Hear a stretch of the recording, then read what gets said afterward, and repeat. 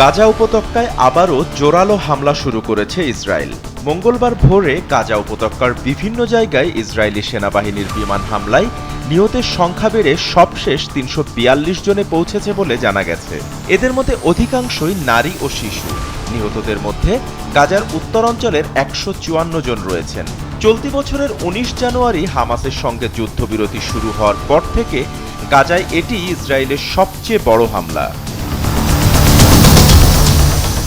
গাজায় যুদ্ধবিরতির মেয়াদ বাড়ানোর বিষয়ে আলোচনার অচলাবস্থার মধ্যেই এ হামলা হলো।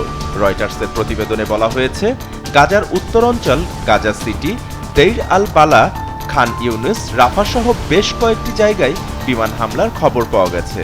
ইসরায়েলি সেনাবাহিনী বলছে তারা বেশ কয়েকটি জায়গাকে লক্ষ্যবস্তু করেছে। যতক্ষণ প্রয়োজন ততক্ষণ পর্যন্ত এ হামলা অব্যাহত থাকবে এবং তা শুধু বিমান হামলার মধ্যেই সীমাবদ্ধ থাকবে না। ৬ সপ্তাহ ধরে চলা প্রথম পর্যায়ের যুদ্ধবিরতির চুক্তির দ্বিতীয় পর্যায়ে ইসরায়েল প্রবেশ করতে অস্বীকৃতি জানানোর পর ইসরায়েল এবং হামাস মধ্যস্থতামূলক আলোচনা শুরু করেছিল। যুদ্ধবিরতি বাড়ানোর আলোচনা সমঝোতায় পৌঁছাতে ব্যর্থ হয়েছে। প্রত্যক্ষদর্শীরা বলছেন, পবিত্র রমজান মাস হওয়ায় অনেক লোক সেহরি খাচ্ছিলেন। তখনই গাজায় বিস্ফোরণ শুরু হয়। তবে হামাস এখনও ঘোষণা করেনি যে তারা যুদ্ধ পুনরায় শুরু করেছে। পরিবর্তে মধ্যস্থতাকারীদের এবং জাতিসংঘকে হস্তক্ষেপ করার আহ্বান জানিয়েছে। يعني بس اشرق انا شرقه بيبدا القصف حتى بدون هدنه بدون حاجه لانه ما فيش هدنه ولا بنامن بالهدنه هذه.